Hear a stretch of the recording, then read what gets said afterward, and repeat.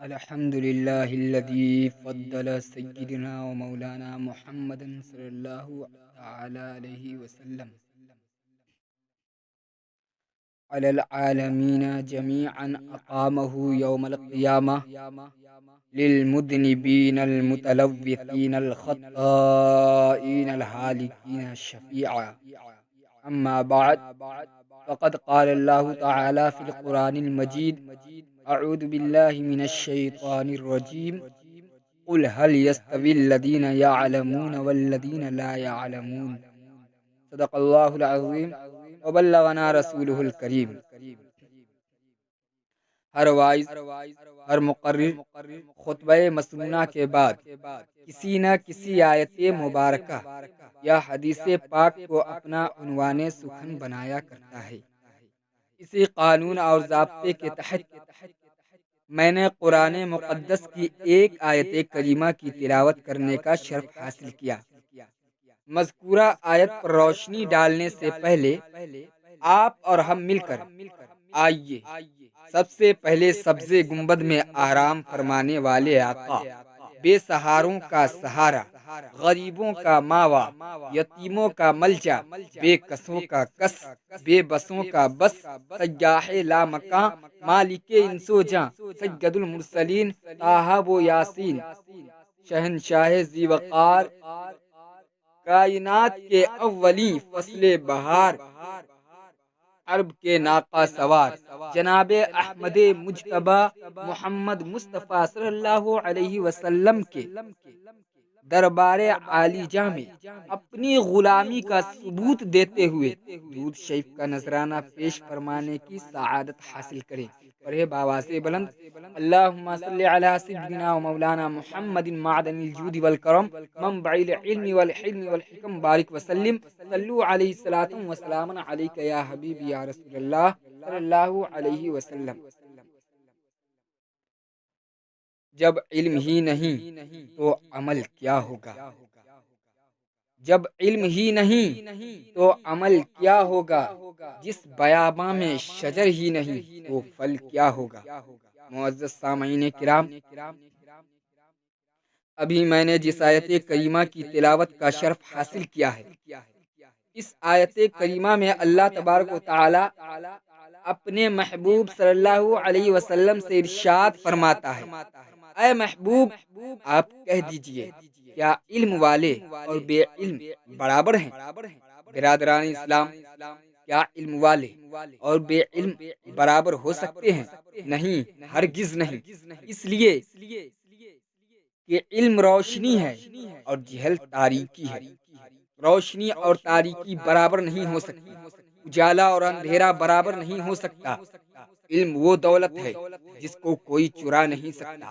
علم وہ دولت ہے جتنا خرچ کیا جائے اتنا بڑھتا ہے۔ علم وہ خزانہ ہے جو کبھی گم نہیں ہو سکتا۔ علم تاریک دلوں کو منور کرتا ہے۔ علم انسان کو مہذب بنا دیتا ہے۔ انسان علم ہی سے بڑوں کا ادب کرنا سیکھتا ہے۔ انسان علم ہی سے اپنے والدین کے مراتب کو پہچانتا ہے۔ انسان علم ہی سے بھلے اور برے کو پہچانتا ہے۔ انسان علم ہی سے حرام و حلال کا امتیاز کرتا ہے۔ انسان علم ہی سے مؤدب ہوتا ہے۔ انسان علم ہی سے معزز ہوتا ہے۔ انسان علم ہی سے مدبر ہوتا ہے۔ انسان علم ہی سے مفکر ہوتا ہے۔ انسان علم ہی سے دانشور کہلاتا ہے۔ انسان علم ہی سے طبیب کہلاتا ہے۔ انسان علم ہی سے محدث کہلاتا ہے۔ انسان علم ہی سے مفتی بنتا ہے۔ انسان علم ہی سے شریعت کو پہچانتا ہے۔ انسان علم ہی سے فقاہت کو پہچانتا ہے۔ انسان علم ہی سے حدیث مصطفیٰ کو جانتا ہے۔ انسان علم ہی سے عظمت انبیاء کو پہچانتا ہے۔ علم ہی سے انسان اپنے آپ کو پہچانتا ہے۔ انسان علم ہی کے ذریعے اپنے رب کو پہچانتا ہے۔ سرکار مدینہ صلی اللہ علیہ وسلم ارشاد فرماتے ہیں: علم دین حاصل کرنا ہر مسلمان مرد و عورت پر فرض ہے۔ حدیث مذکورہ سے معلوم ہوا کہ علم دین ہر مسلمان مرد و عورت کو حاصل کرنا چاہیے۔ تاکہ صحیح طور سے زندگی گزار سکے۔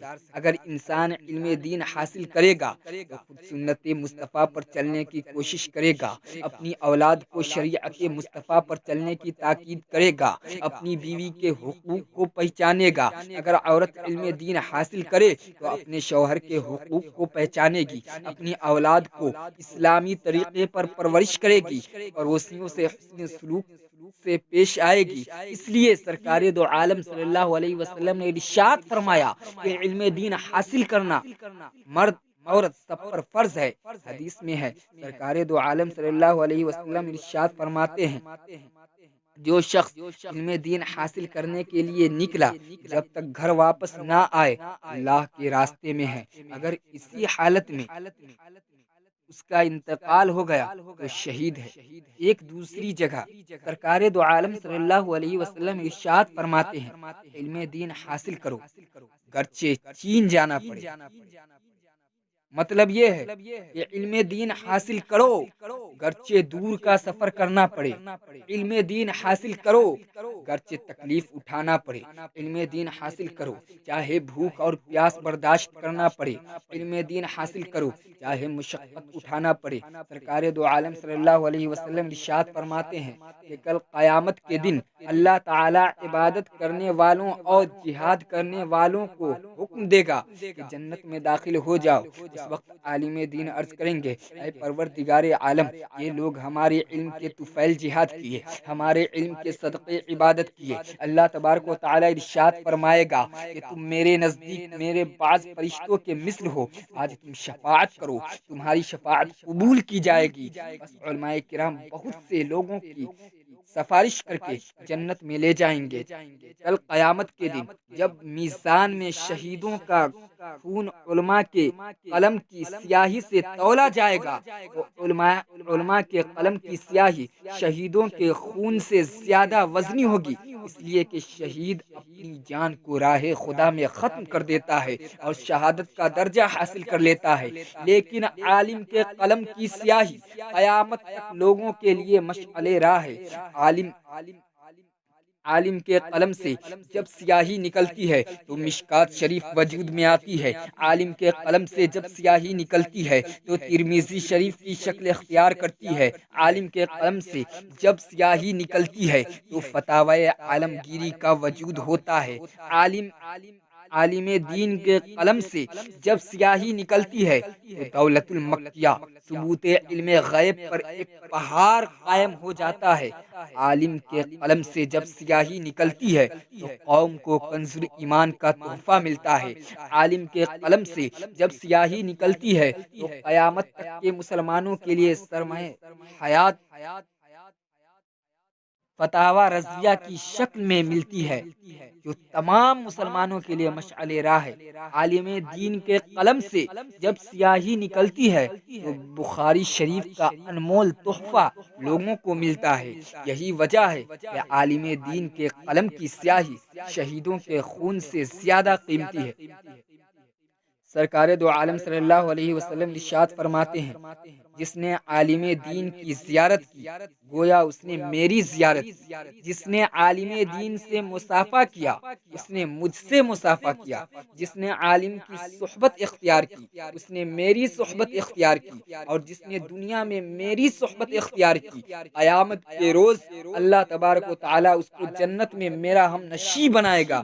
حضرت انس رضی اللہ تعالی عنہ سے مروی ہے کہ سرکار دو عالم صلی اللہ علیہ وسلم ارشاد فرماتے ہیں کہ عرش کے نیچے مشک اذفر کا بنا ہوا شہر آباد ہے، اس کے دروازہ پر فرشتہ روزانہ اس طرح منادی کرتا ہے، سن لو، جس نے عالم دین کی زیارت کی اس نے انبیاء کرام کی زیارت کی، اور جس نے انبیاء کرام کی زیارت کی اس نے رب کی زیارت کی، اور جس نے رب کی زیارت کی اس کے لیے جنت ہے۔ حضرت عبداللہ ابن عمر رضی اللہ تعالی عنہما سے مروی ہے کہ ایک شخص بارگاہ رسالت میں حاضر ہوا اور عرض کیا، یا رسول اللہ، عالم افضل ہے یا عابد؟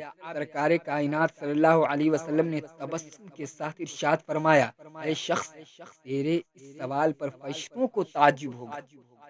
کیونکہ اللہ تبارک و تعالیٰ کے نزدیک ایک سست عالم 70,000 محنتی اور رات بھر جاگ کر نماز پڑھنے والے اور دن بھر روزہ رکھنے والے عابد سے بہتر ہے۔